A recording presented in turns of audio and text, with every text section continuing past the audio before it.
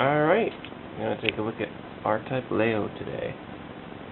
This runs on the later Irem M92 boards, which, if you watched the Gallup vid, you saw what a mess, the older Irem boards were. They just kind of threw stuff on. Until they tried to change their style, I guess, because the M92 is so much cleaner. Everything's in perfect lines and just lots of extra space for future upgrades. And of course the holographic seal.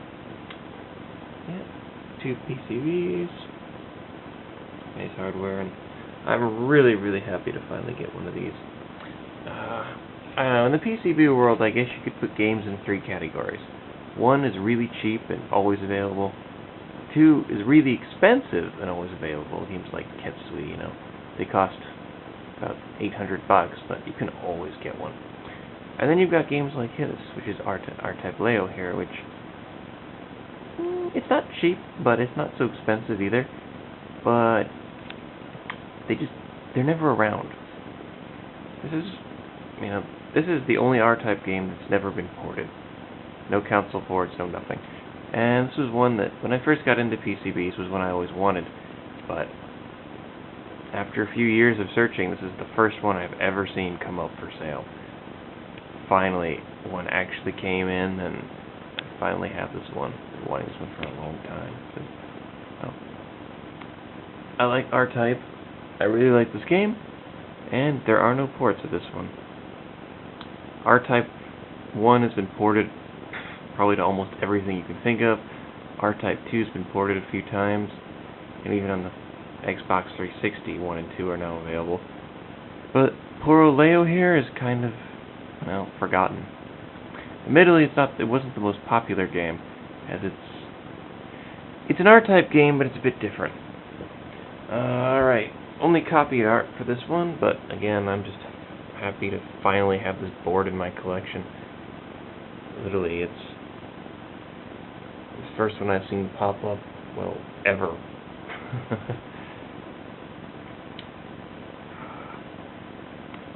But yeah, this was kind of also the manual, but again, just a copy. Yeah, this is a game that's, I don't know, a lot of traditional R-Type fans probably complain because it's significantly easier than your typical R-Type game. Still not easy. It's still a good challenge, but it's just, I don't know, it's a lot more relaxing.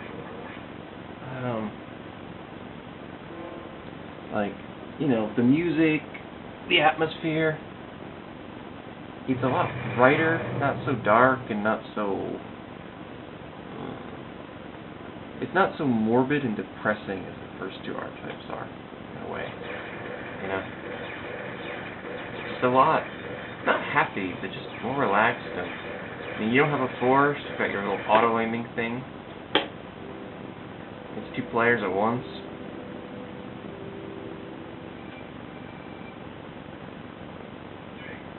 Let's go. But just a lot more laid back. I guess, the later levels get a bit more challenging, but instead of the force, you've got your side bits that you just let loose whenever you want to, as long as they're charged.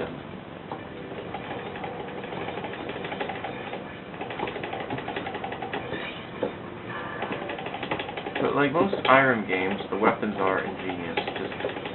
I've got my right angle lasers here.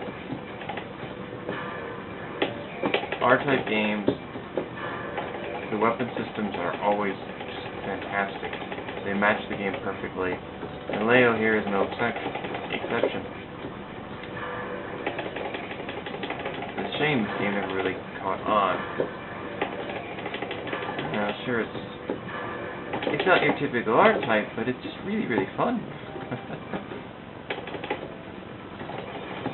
You just want to, hang out a bit and have some fun. It's a great game to play.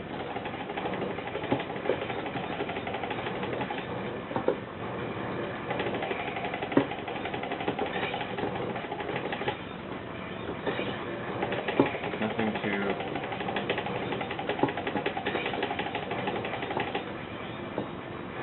graphics are great, lots of parallax. I mean, this is 92, so this is actually older than R-Type 3 on Super NES that everybody loves so much. And, well, honestly, it looks better in my opinion.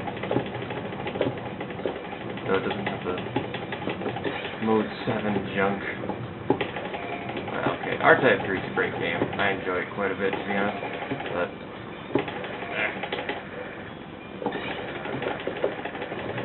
I think just too much Mode 7 has killed my liking for it. But yeah, like this first boss here is a joke. Get up on it.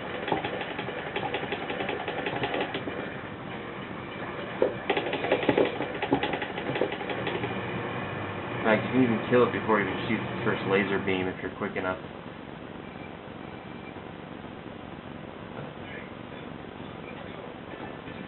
If you do die in this one, it's a lot easier to recover than previous games. The later levels, it still gets pretty tough, but it's not like, you know, R-Type 2 where you might as well just reset if you die for all part.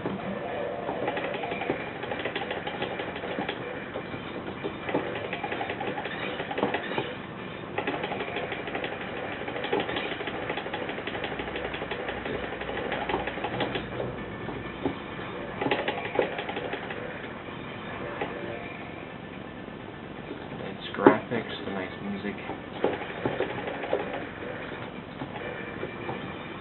Definitely the happiest game in the series. And if you ever actually look up the backstory on R-Type, it's a pretty depressing universe. That's close.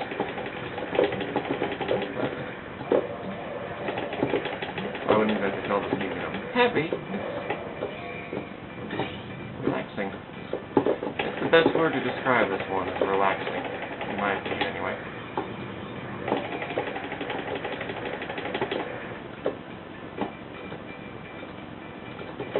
Shame though, no ports. Should have put this on the They should have done this on the Xbox Live pack of the first two games.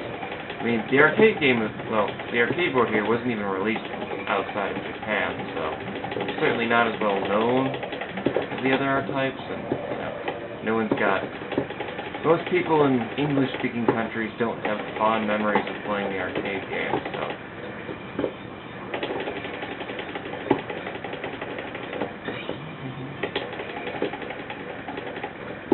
Alright, let's see boss.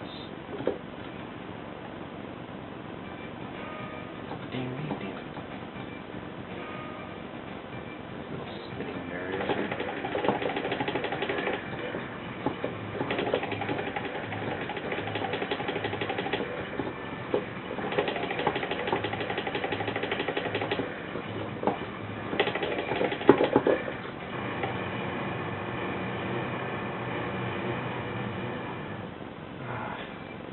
Good to finally get this game off my list.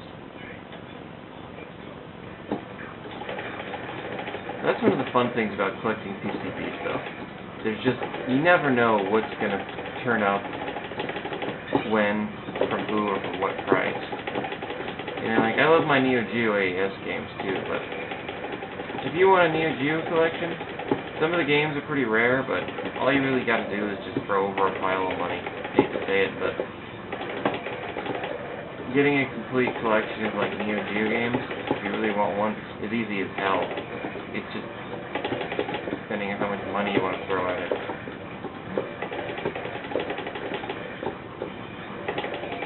PCBs, those are, I don't know, you know, what totally different stories from console games.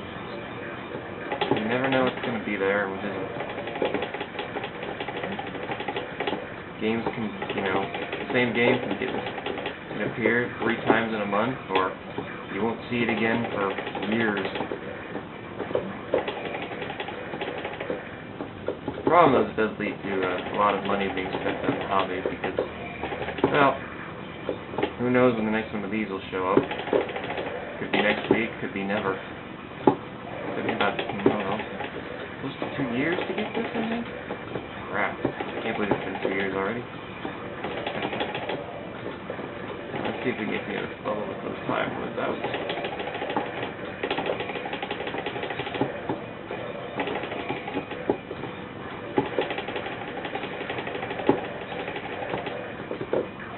Of course, your bit can absorb bullets from the top and bottom here, which is kind of the key to survival. So you really have to balance, the side bit attack using this normal bit.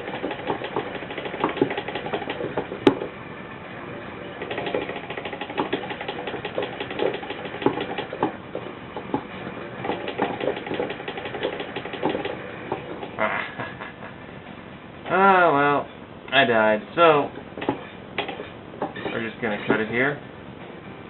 See you next time. Great game.